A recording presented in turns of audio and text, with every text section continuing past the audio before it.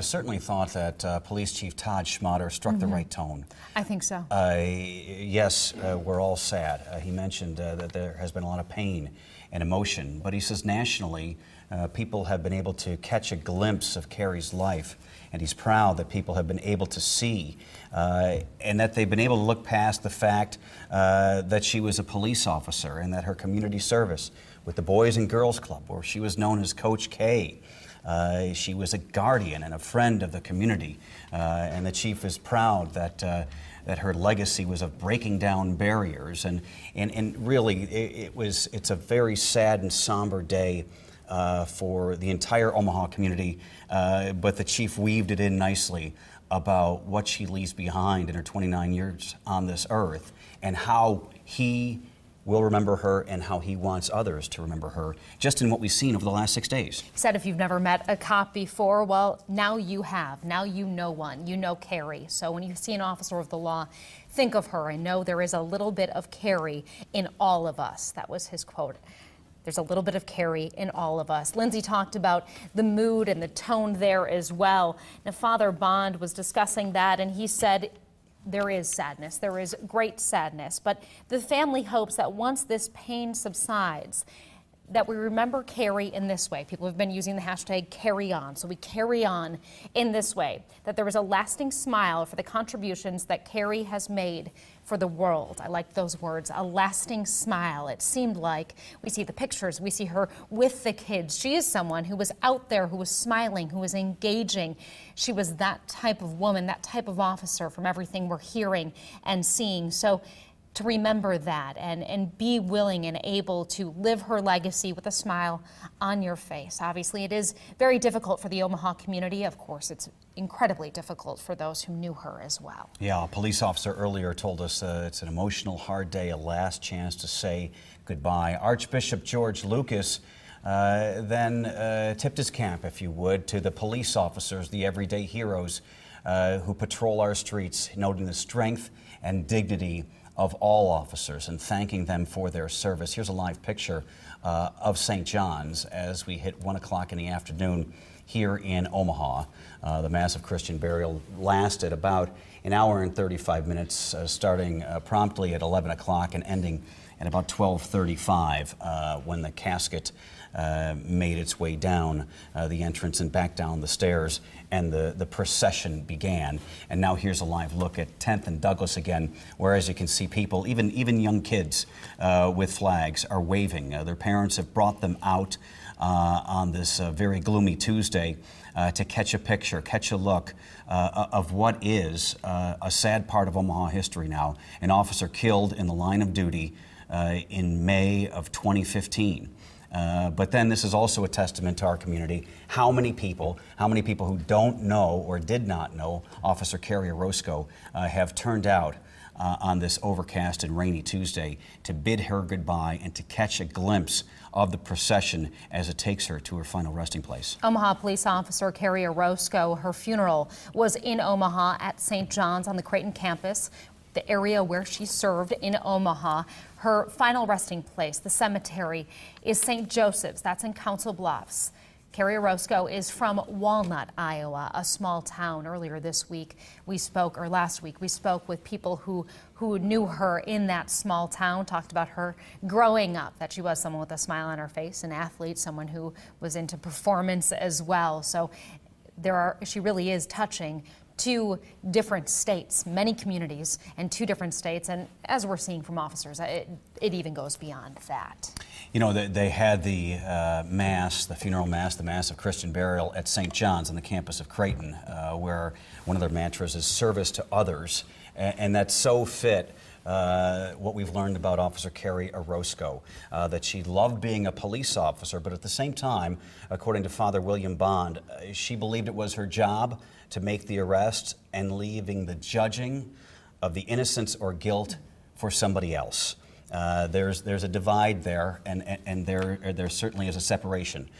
She wanted to get back to work as soon as possible after delivering a beautiful baby girl and do her job. She loved being a police officer, but she viewed it, according to the priest, as her job to make the arrest and leaving the prosecution, the judgment, to somebody else. And it's an incredibly mature thing for an officer who's 29 years old to conscientiously think about the separation like that. He specifically said that in her thoughts, the people she was responding to were not perpetrators, they were suspects. In other words, it was not her role to deem whether someone committed a crime or what they did. It was her job to go get the bad guys, as someone said. They were the bad guys. She went to get them, but it was up to the judge to decide whether they were the bad guys, what their fate was. Live picture at 10th and Douglas. You're watching KMTV Action 3 News, live coverage of the celebration of Kerrie Orozco's life and the funeral. The procession is now heading down Douglas, heading toward the bridge, the 480 bridge that will take Officer Kerrie Orozco to the cemetery, St. Joseph Cemetery in Council Bluffs. We're watching together as the beginning of the procession is about to hit 10th and Douglas. Jen, as you mentioned, roughly 453 cars, part of this procession. The community has turned out to say farewell to this hero officer. And Craig and I are seeing what you're seeing, but it appears to me that those are possibly the motorcycles making their way down first. Motorcycles or maybe even the horses, the mounted patrol making their way down first before all the cars come. You can see the blinking lights in the background there as they begin this procession. As Craig mentioned earlier, they were going from St. John's and then they were joining with the folks at the CenturyLink Center. Those are the people watching in the overflow area. So all joining together in the downtown Omaha area, then making their way through here. Yes, you can see the motorcycles coming right there leading the way. This is actually absolutely picturesque, heroic, scenic, incredible. A day Omahans will never forget. May 26, 2015. You're watching the procession as fellow officers and mourners take Officer Kerrie Orozco to her final resting place. This is a two-state operation. She is, in many senses, as are the people with her, bidding Omaha farewell as we speak, heading over the 480 bridge into Council Bluffs, Iowa, where she will be laid to rest. And as you can see, people have turned out, as Lindsay Thies told us, 4, 5, 6 deep, trying to catch a glimpse of the procession that will no doubt be miles long. And even when that procession arrives at St. Joseph Cemetery in Council Bluffs, there's still another ceremony to go and a lot to see in terms of the salute and the tribute to the fallen officer. Father Bond at the funeral said that he thought people were turning out, showing their support for a couple different reasons. One was to join in prayer. The other, though, was respect. And he said, I thank you for that respect. I think that's what we're seeing here. These are the people lining the street. They are saying, essentially, we do support the Omaha Police Department. We support all law enforcement. And we've seen that outpouring on social media, just within the community. So many people wanting to come out and support Blue, say, we know that you're grieving. We know that there's a loss. And again, that's what Police Chief Todd Schmutterer said at the funeral. I see her legacy as that of breaking down barriers. 10th and Douglas, live picture as the procession approaches that location, ready to head over the bridge into Council Bluffs. Let's try to listen in and capture some of the sounds of this moment as well. Both the crowd on the streets as well as the police officers, motorcycles, cars that are part of that procession.